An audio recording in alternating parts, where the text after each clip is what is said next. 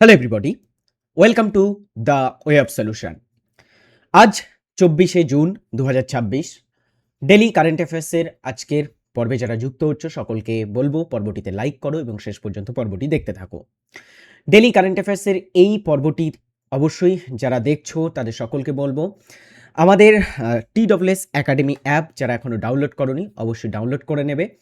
আর তার সাথে সাথে আমাদের TWS একাডেমি অ্যাপে বিভিন্ন ব্যাচ অনগোয়িং ব্যাচ চলছে এবং আপকামিং বিভিন্ন ব্যাচ আসতে চলেছে। তো সেই সমস্ত ব্যাচের ভর্তি হতে চাইলে অবশ্যই তোমরা আমাদের পেইড কোর্সে গিয়ে সেখান থেকে ভর্তি হতে পারো এবং নিজের প্রিপারেশন জার্নিটাকে আরও বুস্ট করতে পারো। চলো আমরা শুরু করছি আজকের প্রথম কারেন্ট অ্যাফেয়ার্সের প্রশ্ন দিয়ে। সরাসরি প্রথম প্রশ্নে বলা হচ্ছে, ফিফা বিশ্বকাপের ইতিহাসে সর্বোচ্চ গোলদাতা হিসাবে কে রেকর্ড করলেন? সম্প্রতি শুরু হয়েছে ফিফা ওয়ার্ল্ড কাপ এবং ফিফা ওয়ার্ল্ড কাপের গ্রুপ স্টেজের ম্যাচগুলো কিন্তু চলছে। 2026-এর FIFA world cup Mexico, America যুক্তরাষ্ট্র ও কানাডার বিভিন্ন ভেন্যুতে অনুষ্ঠিত হচ্ছে। সেখানে গ্রুপ স্টেজেই একটা রেকর্ড তৈরি হলো। ফিফা বিশ্বকাপের ইতিহাসে সর্বোচ্চ গোলদাতা হিসাবে রেকর্ড করলেন লিওনেল মেসি। আর্জেন্টিনা দলের হয়ে তিনি খেলেন। Lionel Messi becomes all time leading FIFA men's world cup scorer within 18 goals. তিনি 18টা গোল করেছেন। সম্প্রতিকালে ফিফা ওয়ার্ল্ড কাপে অলরেডি তার 5টা গোল হয়ে গেছে এবং 18টা গোলের সাথে তিনি কিন্তু ফিফা ওয়ার্ল্ড কাপের ইতিহাসে সর্বোচ্চ গোলদাতায় পরিণত হয়েছে। এর আগে ডিয়ার স্টুডেন্টস এই সর্বোচ্চ গোলদাতার রেকর্ডটা ছিল জার্মান ফুটবলার মিরোস্লাভ ক্লোসার কাছে। 16টা গোল তিনি করে রেখেছিলেন এবং তার এই রেকর্ডটা সম্প্রতিকালে ফিফা ওয়ার্ল্ড কাপে কিন্তু ভেঙেছেন লিওনেল মেসি। অলরাইট, নেক্সট প্রশ্ন আমরা দেখি। 2 নম্বর, তেল শোধনাকারী সংস্থা Chennai petroleum corporation limited CPCL সম্প্রতি ভারত সরকার দ্বারা কোন মর্যাদা লাভ করলো? ভারত সরকারের বিভিন্ন ক্যাটাগরির কোম্পানির লিস্ট আছে, মহারত্ন, নবরত্ন, মিনিরত্ন। তো এর মধ্যে কোন টাইপের কোম্পানির মর্যাদা লাভ করলো চেন্নাই পেট্রোলিয়াম কর্পোরেশন লিমিটেড বা CPCL?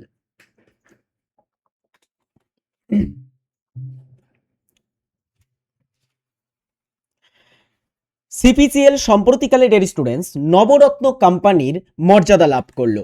Chennai petroleum gets Navratna status becomes 28th such CPSE central public sector enterprise. অর্থাৎ CPSE মিনস হচ্ছে কেন্দ্রীয় সরকারি খাতের কোম্পানি বা এন্টারপ্রাইজ বা উদ্যোক্তা।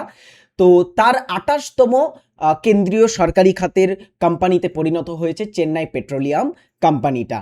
ওকে, এবং এটা নবরত্ন স্ট্যাটাস পেয়েছে। আমরা এই নবরত্ন, মহারত্ন এবং মিনিরত্ন কোম্পানিকে একটু জেনে রাখি। অর্থনীতি বেস প্রশ্ন যে সমস্ত পরীক্ষায় থাকে সেখানে এই টাইপের প্রশ্ন হতে পারে, ঠিক আছে? মহারত্ন কোম্পানি কাকে বলে? কোনো সংস্থাকে মহারত্ন হতে গেলে দেশের সবচেয়ে বড় ও লাভজনক সরকারি সংস্থা হতে হয় এবং এর প্রধান কিছু শর্ত আছে মহারত্ন কোম্পানি হওয়ার। সংস্থাটি অবশ্যই আগে থেকে নবরত্ন কোম্পানি হতে হবে। ওকে, নবরত্ন কোম্পানিগুলোকেই মহারত্ন কোম্পানিতে মর্যাদা দেওয়া হয়। ভারতীয় শেয়ার বাজারে সেবির নিয়ম অনুযায়ী নথিভুক্ত থাকতে হবে এবং বিগত 3 বছরের রেকর্ড গড় বার্ষিক নেট প্রফিট 5,000 কোটি টাকা হতে হবে এবং গড় বার্ষিক নেটওয়ার্থ হতে হবে 15,000 কোটি টাকা এবং বার্ষিক টার্নওভার হতে হবে 25,000 কোটি টাকা। এই হচ্ছে কয়েকটা শর্ত। এই শর্তগুলো যদি থাকে কোনো কোম্পানির তাহলে সেটা মহারত্ন কোম্পানি। অ্যান্ড এই ধরনের কোম্পানি কী কী আছে? সেবি একটা আছে, NTPC, IOCL, ONGC, SAL, CIL, এই ধরনের কোম্পানিগুলো ডিয়ার স্টুডেন্ট মহারত্ন কোম্পানি আমাদের ভারতের। আচ্ছা, নবরত্ন কোম্পানি কাদের বলে? সরকারি অনুমোদন ছাড়াই প্রতিটি একক প্রকল্পে কোম্পানিগুলো 1,000 কোটি টাকা বা তাদের সম্পদের 15% পর্যন্ত বিনিয়োগ করতে পারে এমন কোম্পানিগুলোকে নবরত্ন কোম্পানি বলা হয়। যেমন ভেল Bharat electronics limited, HAL Hindustan aeronautics limited, তারপরে ন্যালকো, হ্যাঁ, NMDC এক্সেট্রা বিভিন্ন কোম্পানি। এছাড়া মিনিরত্ন কোম্পানির দুটো ভাগ হয়। এখানে তোমরা প্রশ্নেও অপশানে দেখতে পাচ্ছ মিনিরত্ন কোম্পানি ক্যাটাগরি 1 এবং ক্যাটাগরি 2। এর মধ্যে মিনিরত্ন কোম্পানি হওয়ার যোগ্যতা কি? আমি ক্যাটাগরি 1টাই বলছি এখানে। এটা হওয়ার যোগ্যতা হচ্ছে পরপর 3 বছর মুনাফা বা প্রফিট অর্জন করতে হবে এবং যে কোনো একটি বছরে কর পূর্ব মুনাফা কমপক্ষে 30 কোটি টাকা হতে হবে, তারপরে সেটা একটা মিনি রত্ন কোম্পানিতে পরিণত হবে। এই হচ্ছে মহারত্ন, নবরত্ন এবং মিনি রত্ন, তিনটে কোম্পানি। এর আগে যারা কনফিউজিং ছিল এই কোম্পানিগুলো নিয়ে, অবশ্যই কমেন্ট বক্সে জানাবে তোমাদের কতটা হেল্প হলো এটার পরে। চলে এর পরের প্রশ্ন, পরের কারেন্ট অ্যাফেয়ার্সে কি পাচ্ছি, 3 নম্বর কারেন্ট অ্যাফেয়ার্সে বলা হচ্ছে মেটা। মেটা হচ্ছে আমাদের একটা উল্লেখযোগ্য কোম্পানি। এই কোম্পানিটার প্রতিষ্ঠাতা হচ্ছে মার্ক জাকারবার্গ, হ্যাঁ, এবং মেটার আন্ডারে হোয়াটসঅ্যাপ, ফেসবুক, তারপরে হচ্ছে বিভিন্ন এআই কোম্পানি এবং সাথে সাথে যে ইনস্টাগ্রাম এক্সেট্রা কোম্পানিগুলো আসে। এবং এই মেটা কোম্পানি সম্প্রতি তাদের যে হোয়াটসঅ্যাপ আছে সেই হোয়াটসঅ্যাপের নতুন গ্লোবাল হেড মানে নতুন বিশ্বের প্রধান হিসাবে কাকে নিযুক্ত করলো?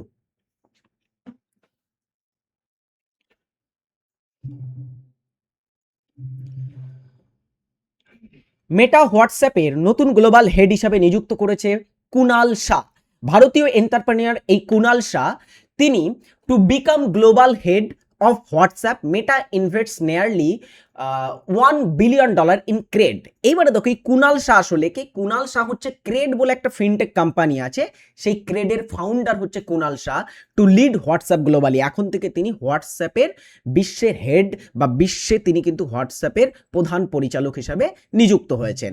তাহলে তিনি ক্রেডের প্রতিষ্ঠাতা, এবং ক্রেডে সম্প্রতিকালে মেটা কোম্পানি $1 বিলিয়ন ইনভেস্ট করেছে, বুঝেছো? এরপরের প্রশ্ন, 2026 সালের ইন্ডিয়ান অ্যাথলেটিক্স অ্যাওয়ার্ডস অনুষ্ঠানে কাকে সেরা পুরুষ অ্যাথলেট হিসাবে সম্মানিত করা হয়েছে? 2025 সালে ক্রীড়া জগতে অবদানের জন্য 2026 সালে এসে মানে এই বছরে ইন্ডিয়ান অ্যাথলেটিক্স অ্যাওয়ার্ড অনুষ্ঠানে সেরা পুরুষ অ্যাথলেট হিসাবে সম্মানিত করা হয়েছে ভারতীয় অ্যাথলেটিক্স বা অ্যাথলেট নীরজ চোপড়া। তিনি জ্যাভলিন থ্রো খেলার সাথে যুক্ত। আমরা জানি তিনি অলিম্পিকে দুটি পদক জিতেছেন। 2020 অলিম্পিকে তিনি জিতেছিলেন, 2020 যে টোকিও অলিম্পিক সেটাতে তিনি গোল্ড মেডেল জেতেন, এবং তিনি 2024 প্যারিস অলিম্পিকে রৌপ্য পদক তিনি জিতেছিলেন। Indian javelin throw ace Neeraj Chopra, ভারতীয় জ্যাভলিন থ্রোয়ার তারকা বা অ্যাথলেটিক্সের সাথে যুক্ত একজন তারকা খেলোয়াড় নীরজ চোপড়া, যাকে আমরা গোল্ডেন বয় নামেও চিনি, ওয়াজ honoured as the best mail athlete of the year. সেরা পুরুষ অ্যাথলেটে তিনি সম্মানিত হয়েছেন at the Indian athletics award 2025 ceremony in new Delhi on Saturday. শনিবারে নতুন দিল্লিতে অনুষ্ঠিত হওয়া 2025 সালে ক্রীড়া জগতে অবদানের জন্য ইন্ডিয়ান অ্যাথলেটিক্স অ্যাওয়ার্ড দেওয়া হয়েছে, সেটাতে তিনি এই সম্মানটা পেয়েছেন। এবারে দেখো 2025 সালে অ্যাথলেটিক্স অ্যাওয়ার্ড কাদের কাদের দেওয়া হয়েছে সম্প্রতিকালে। Best male athletes of the year মানে সেরা পুরুষ অ্যাথলেট হয়েছেন Neeraj Chopra. Best female athlete of the year সেরা মহিলা অ্যাথলেট হয়েছেন তিনি হচ্ছেন Parul Chaudhary. Best emerging male athlete of the year তিনি হচ্ছেন শাহনওয়াজ খান, ঠিক আছে, শাহনওয়াজ খান, ঠিক আছে। আচ্ছা, বেস্ট ইমার্জিং মানে হচ্ছে উদয়ীমান, সেরা উদয়ীমান পুরুষ খেলোয়াড় হয়েছে শাহনওয়াজ খান, এবং সেরা মহিলা উদয়ীমান খেলোয়াড় হয়েছেন পূজা সিং। আচ্ছা, best coach of the year সেরা প্রশিক্ষক বা কোচ হয়েছেন Parvir Singh. Life time achievement award পেয়েছেন, সর্বকালের লাইফ টাইম অ্যাচিভমেন্ট দেওয়া হচ্ছে পিটি উষা, গুরবচ্চন সিং রান্ধোয়া অ্যান্ড বাহাদুর সিং চৌহান, অঞ্জু ববি জর্জ, এদেরকে সম্প্রতিকালে দেওয়া হয়েছে life time achievement award. Best state association of the year পেয়েছেন Tamil Nadu athlete association. Best state sporting athlete হয়েছে স্টেট গভর্নমেন্ট অফ ওড়িশা, এবং best technical official of the ইয়ার হয়েছে ডক্টর কুলদীপ সিং। এই হচ্ছে অ্যাওয়ার্ড। এর ভিতরে প্রথম দুটি কিন্তু খুব ইম্পর্টেন্টভাবে জেনে রাখবে, বিশেষ করে Neeraj Chopra the best mail athlete of the ইয়ার হয়েছেন 2025 এর জন্য। প্রশ্ন আমাদের পরীক্ষায় আপকামিং বিভিন্ন পরীক্ষাতে এই প্রশ্নটা থাকতে পারে, বুঝেছো? নেক্সট প্রশ্ন দেখো, যারা পর্বটিতে যুক্ত হয়েছে সবাই একটা করে লাইক করে ফেলো দ্রুত পর্বটিতে।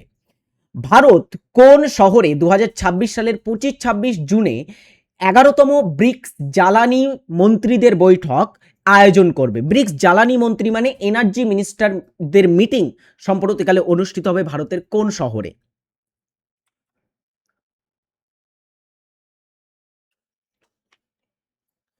ব্রিক্সের জ্বালানি মন্ত্রীদের বৈঠক অনুষ্ঠিত হতে চলেছে গুরুগ্রামে। India to host 11 BRICS energy minister meeting in Gurugram on June 25-26। June মাসের 25-26 তারিখে গুরুগ্রামে ব্রিক্সের জ্বালানি মন্ত্রী বা এনার্জি মিনিস্টারদের মিটিংটা হতে চলেছে, এটা 11তম meeting. Bengaluru to host BRICS head of space agencies meet on June 23rd and 23 এবং 24শে জুন অনুষ্ঠিত হচ্ছে বা আমাদের ভারতবর্ষের বেঙ্গালুরু শহরে ব্রিক্সের যারা স্পেস এজেন্সি মানে কি মহাকাশ যে অর্গানাইজেশনগুলো আছে, যেমন ভারতের ইসরো আছে বা এক্সেট্রা বিভিন্ন ধরনের মহাকাশ অর্গানাইজেশন আছে সরকারি বেসরকারি, তো সেই সমস্ত ব্রিক্সের সদস্য যে সমস্ত মহাকাশ এজেন্সি আছে তাদের প্রধানদেরকে নিয়ে মিটিংটা অনুষ্ঠিত হচ্ছে বেঙ্গালুরুতে, বিকজ বেঙ্গালুরুকে আমরা মহাকাশ নগরী বলি, তাই তো স্পেস সিটি, সেখানে অনুষ্ঠিত হচ্ছে। 2026 সালের পরিসংখ্যান অনুযায়ী বিশ্বের শীর্ষ জাহাজ পুনর্ব্যবহারকারী বা শিপ রিসাইক্লিং দেশের তকমা পেল কোন দেশ?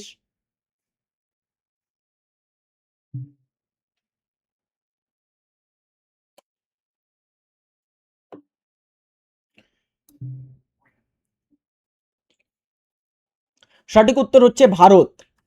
India has become the world's top ship recycling nation in the year 2025। দেখো, বন্দর জাহাজ রেলপথ বিষয়ক মন্ত্রণালয় আমাদের ভারতে যেটা আছে তার দায়িত্বে বর্তমানে আছেন সর্বানন্দ সোনোয়াল। তিনি জানিয়েছেন United Nations conference on trade and ডেভেলপমেন্টের সর্বশেষ প্রতিবেদন অনুযায়ী বিশ্বব্যাপী জাহাজ পুনর্ব্যবহারের ক্ষেত্রে ভারতের অংশীদারিত্ব 2024 সালের 30.1% থেকে বেড়ে 2025 সালে 35.4% উন্নীত হয়েছে। মানে আমাদের যে শিপিং রিসাইক্লিং ক্যাপাসিটি বা জাহাজ পুনর্ব্যবহার যে ক্যাপাসিটি সেটা কিন্তু বেড়েছে আগের তুলনায়, অনেকটাই বেড়েছে। ঠিক আছে, চলো এর পরেরটাতে আমরা চলে আসি। 7 নম্বর প্রশ্ন, ভারতীয় কোস্ট গার্ডের প্রথম স্বদেশি বায়ুকুশল ভেহিকলটি ভারতের কোন রাজ্যে আনুষ্ঠানিকভাবে অন্তর্ভুক্ত করা হয়েছে? ভেহিকেল মানে হচ্ছে যান, ঠিক আছে, কোনো একটা বিশেষ ধরনের যানকে আমরা সাধারণত বলে থাকি ভেহিকেল। তো বায়ুকুশল ভেহিকেল বা বায়ুকুশল যান, এটা ভারতীয় কোস্টগার্ড ইন্ডিয়ান কোস্টগার্ড সম্পূর্ণ দেশীয়ভাবে তৈরি করেছে। এটা ভারতের কোন রাজ্যে আনুষ্ঠানিকভাবে ইন্ডিয়ান কোস্টগার্ডে অন্তর্ভুক্ত হয়েছে? সঠিক উত্তর হচ্ছে গোয়া রাজ্যে। দেখো, first indigenous air cushion vehicle inducted into Indian coast guard in Goa. Air cushion vehicle আসলে কি?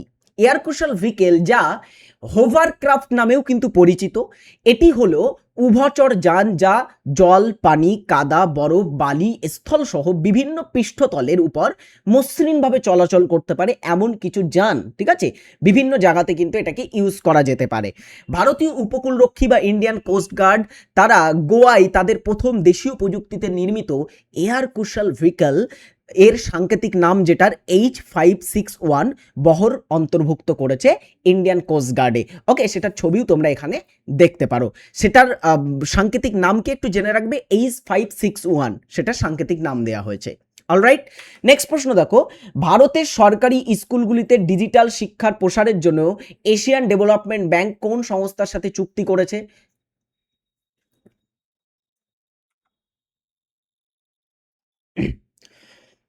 স্কুল থেকে ডিজিটাল শিক্ষা শেখানোর জন্য আমাদের যে নতুন শিক্ষা পলিসি আছে NEP 2020, সেটা অনুসারে কিন্তু আমরা দেখব ডিজিটাল শিক্ষা সেটা আমাদের ভারতের স্কুলগুলোতে অন্তর্ভুক্তকরণের কথা কিন্তু বলা হয়েছিল।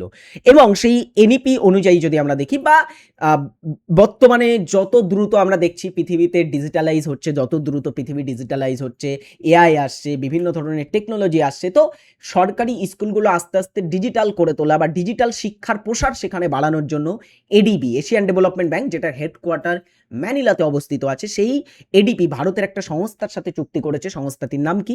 অপশন এতে তার নাম পাচ্ছি স্কুল নেট ইন্ডিয়া লিমিটেড। চলো কি বলা হচ্ছে, ADB পার্টনার্ড with school net India limited on a $10 million financing package to expand digital learning in Indian government school। সরকারি স্কুল, ভারতের সরকারি স্কুলগুলোতে ডিজিটাল শিক্ষা সম্প্রসারের জন্য $10 মিলিয়ন একটা সহযোগিতা চুক্তি করেছে বা ফাইন্যান্সিয়াল প্যাকেজিং চুক্তি করেছে সম্প্রতিকালে ADB। কাদের সাথে? স্কুল নেট ইন্ডিয়া লিমিটেডের সাথে। অলরাইট ডিয়ার স্টুডেন্টস, এই ছিল আজকের আমাদের 8টি গুরুত্বপূর্ণ কারেন্ট অ্যাফেয়ার্স আমরা এখানে আলোচনা করলাম, এর সাথে কিছু ডিটেলস তথ্য দেওয়ার চেষ্টা করলাম। আই হোপ তোমাদের কারেন্ট অ্যাফেয়ার্সগুলি অনেক হেল্প করবে পরীক্ষার প্রিপারেশনের জন্য। যারা রেল, SSC, PSC পরীক্ষা, আপকামিং যে WBPSC মিসলেনিয়াস পরীক্ষা আছে, এবং এরপরে যারা WBCS কে ফোকাস করছো, তোমরা জানো কতটা সেখানে টাফ কারেন্ট অ্যাফেয়ার্স কিন্তু আসছে, এবং আস্তে আস্তে বিভিন্ন পরীক্ষাতে কারেন্ট অ্যাফেয়ার্সগুলো অনেক বেশি কিন্তু টাফভাবেই আসবে। তো প্রতিদিনে আমাদের কারেন্ট অ্যাফেয়ার্সের চর্চায় থাকতে হবে, এই ধরনের কারেন্ট অ্যাফেয়ার্সগুলো কিন্তু প্র্যাকটিস করতে হবে। চলো আমরা আজকের কিছু জিকে প্রশ্ন উত্তর প্র্যাকটিস করে ফেলি। ডব্লিউপি কেপি ফাউন্ডেশন 2.0 ব্যাচ এবং গ্রাম পঞ্চায়েতের ব্যাচে ক্লাস শুরু হয়ে গেছে। যারা এখনো অ্যাডমিশন নাওনি চেক আউট করতে পারো TWS একাডেমি অ্যাপ।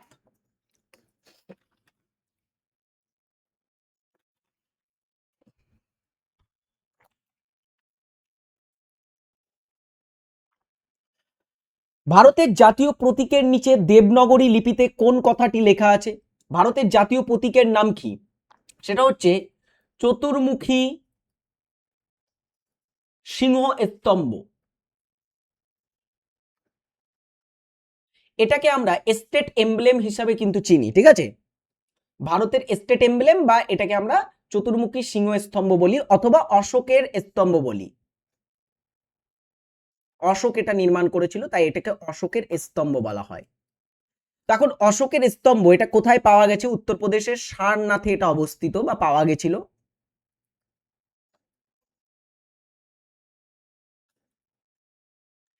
এবং সেই অশোক স্তম্ভের নিচে স্টেট এমব্লেমে বা জাতীয় প্রতীকের যে চতুর্মুখী সিংহস্তম্ভ আছে তার নিচের দিকে দেবনগরী লিপি, দেবনগরী হচ্ছে যে লিপিতে হিন্দি লেখা হয় ওটাকে দেবনগরী লিপি বলা হয়, ওই লিপিতে লেখা আছে সত্যমেব জয়তে। আর সত্যমেব জয়তে শব্দটা আমরা কোথা থেকে পেয়েছি বলো তো দেখি?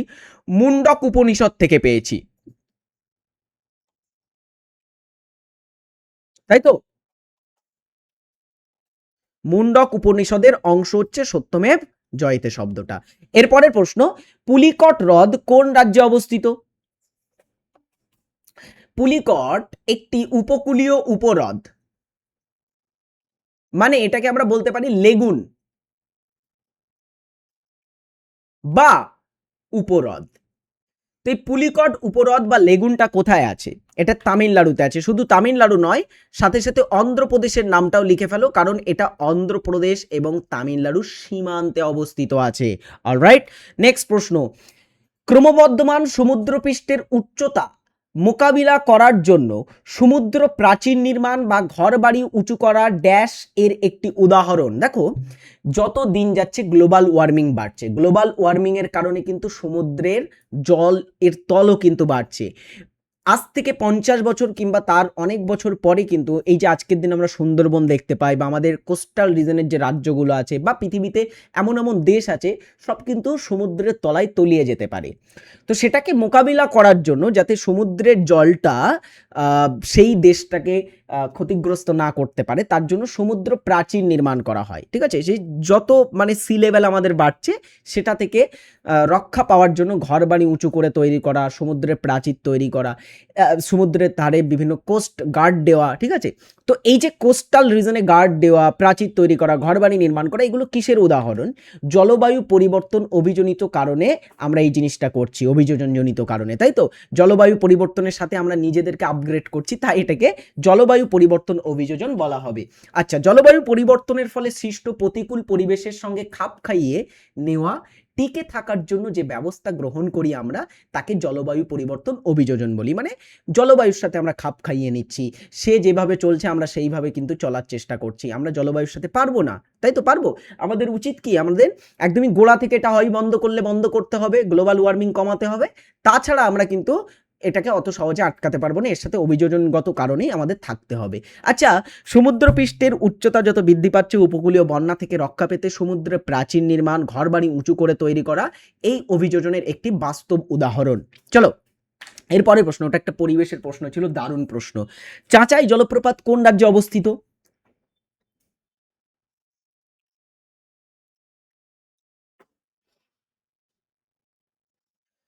চাঁচাই জলপ্রপাত ভারতের কোন রাজ্যে আছে? এটা মধ্যপ্রদেশে আছে। কোন নদীতে? বিহাদ নদীর উপরে।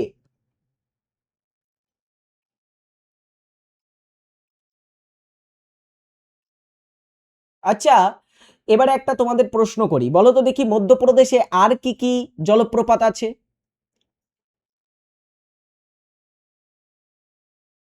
মধ্যপ্রদেশের আর কি কি জলপ্রপাত আছে? মধ্যপ্রদেশের জলপ্রপাতের মধ্যে উল্লেখযোগ্য জলপ্রপাত হচ্ছে ধোঁয়াধার, তাই তো? আর কি জলপ্রপাত আছে? কাপিলধারা জলপ্রপাত আছে। ধোঁয়াধার এবং কাপিলধারা জলপ্রপাত, এই দুটো জলপ্রপাত একটা নদীতেই আছে। কোন নদীতে বলো তো দেখি? নদীর নাম বলে ফেলো সকলে। রাজ্য তো বললাম মধ্যপ্রদেশে। কোন নদীতে আছে? ধোঁয়াধার জব্বলপুরের কাছে আছে নর্মদা নদীতে, তাই তো? দুটোই কিন্তু নর্মদা নদীর উপরে অবস্থিত আছে মধ্যপ্রদেশে। বিমানের যে টায়ার থাকে, বিমানের টায়ারে কোন গ্যাস ব্যবহার করা হয়?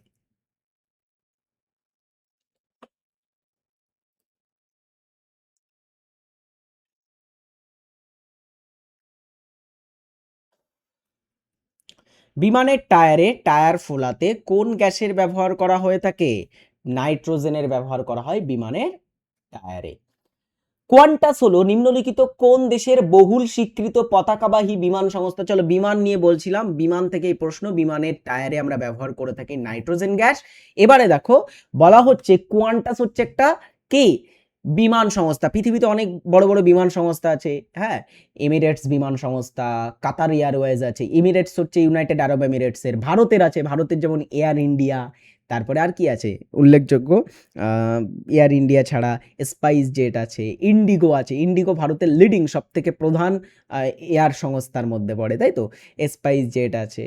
এই ধরনের বিভিন্ন জেট কোম্পানি ভারতে আছে, হ্যাঁ। তো এর মধ্যে কোয়ান্টাস কোন দেশের স্বীকৃত জেট বিমান? সেটা হচ্ছে অস্ট্রেলিয়ার একটা কিন্তু বিমান সংস্থা হচ্ছে কোয়ান্টাস, হ্যাঁ, অস্ট্রেলিয়া। 2026 সালে কোন দল তাদের প্রথম ইন্ডিয়ান সুপার লিগ খেতাব জিতেছে? হিরো ইন্ডিয়ান সুপার লিগ বা আইএসএল শুরু হয়েছিল 2014 সালের পথ চলা। প্রথম চ্যাম্পিয়ন ছিল কি? আইএসএল এর সূচনা হচ্ছে 2014-তে। আর এটা প্রথম জয়ী হয়েছিল কারা?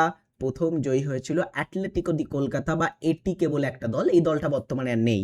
তো সম্প্রতিকালে ভারতবর্ষের প্রধান সর্বোচ্চ ফুটবল টুর্নামেন্ট আইএসএল সেটা জিতেছে ইস্ট বেঙ্গল। 22 বছর পর তারা এটা জিতেছে, হ্যাঁ। তো এটা থেকে প্রশ্ন আসতে পারে 22 বছর পর তারা জিতেছে এটা। নেক্সট, ভারতের কেন্দ্রশাসিত অঞ্চলগুলির মধ্যে কোন অঞ্চলের নিজস্ব হাইকোর্ট রয়েছে? দুটো কেন্দ্রশাসিত অঞ্চলে আমরা নিজস্ব হাইকোর্ট দেখতে পাবো। একটা তো খুব রিসেন্টলি কেন্দ্রশাসিত অঞ্চল হচ্ছে, সেটা হচ্ছে জম্মু ও কাশ্মীর, হ্যাঁ। জম্মু ও কাশ্মীর অ্যাকচুয়ালি প্রথমে রাজ্য ছিল, এদের রাজ্য হিসাবে হাইকোর্ট ছিল, তো সেখান থেকে তাদের হাইকোর্ট অলরেডি ছিল। আর সেটা বর্তমানে কেন্দ্রশাসিত অঞ্চল, তো তাদের হাইকোর্ট আছে। কিন্তু আমরা যদি বলি দিল্লির কিন্তু নিজস্ব হাইকোর্ট আছে। এবং দিল্লি হাইকোর্ট কবে স্থাপিত হয়েছিল জানো? দিল্লি হাইকোর্ট 1966 সালে স্থাপিত হয়। অলরাইট, এবারে চলো একটা ছোট্ট তথ্য বলি। চণ্ডীগড় তাহলে কোন হাইকোর্টের আন্ডারে আসে? ভারতের সংবিধান অনুসারে এক বা একাধিক হাইকোর্টের জন্য, বা সরি, এক বা একাধিক রাজ্য বা কেন্দ্রশাসিত অঞ্চলের জন্য আমরা একটা কমন হাইকোর্ট গঠন করতে পারি। যেমন আন্দামান নিকোবর দ্বীপপুঞ্জের জন্য কলকাতা হাইকোর্ট এবং পশ্চিমবঙ্গের জন্য কলকাতা হাইকোর্ট, দুটো টেরিটরির জন্য কলকাতা হাইকোর্ট আছে। তেমনি পাঞ্জাব, হরিয়ানা এবং চণ্ডীগড়, পাঞ্জাব একটা রাজ্য, হরিয়ানা একটা রাজ্য, আর চণ্ডীগড় একটা কেন্দ্রশাসিত অঞ্চল, এদের জন্য আছে পাঞ্জাব হরিয়ানা হাইকোর্ট। পুদুচেরি, পুদুচেরিটা আসে তোমার মাদ্রাজ হাইকোর্টের মধ্যে। তামিলনাড়ু এবং পুদুচেরি, তামিলনাড়ু রাজ্য, পুদুচেরি কেন্দ্রশাসিত অঞ্চল, মাদ্রাজ হাইকোর্ট। লাক্ষাদ্বীপ হচ্ছে কেরালার হাইকোর্টের অধীনে আসে, ঠিক আছে। কেরালা রাজ্য এবং লাক্ষাদ্বীপ কেরালার হাইকোর্টের মধ্যে আসে। এছাড়া দাদরা নগর হাভেলি দমন দিউ মহারাষ্ট্রের বোম্বে হাইকোর্টের অধীনে আসে। ওকে, চলো এরপরে প্রশ্ন। 2026 সালের এপ্রিলে ভারতের 95তম দাবা গ্র্যান্ড মাস্টার কে হয়েছেন? এটা এপ্রিল মাসের একটা কারেন্ট অ্যাফেয়ার্স।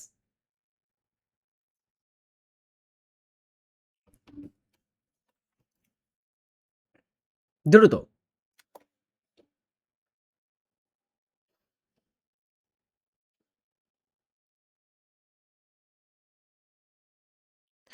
চলো এটার সঠিক উত্তর কি হবে? অ্যান্সার হচ্ছে আরণ্যক ঘোষ, একজন বাঙালি দাবা গ্র্যান্ড মাস্টার হয়েছেন সম্প্রতিকালে। ইনি কিন্তু বাঙালি একজন দাবা প্লেয়ার, তিনি সম্প্রতিকালে দাবা গ্র্যান্ড মাস্টার হয়েছেন। আচ্ছা, ভারতীয় দাবা খেলোয়াড় আরণ্যক ঘোষ থাইল্যান্ডের ব্যাংককে চেস ক্লাব ওপেন 2026-এ অংশগ্রহণ করেছিল এবং সেখানে তার চূড়ান্ত আদর্শ অর্জন করার পর ভারতের 95তম চূড়ান্ত আদর্শ অর্জন করার পর 95তম গ্র্যান্ড মাস্টার হয়েছেন তিনি সম্প্রতিকালে। আচ্ছা, এর পরেরটা দেখি।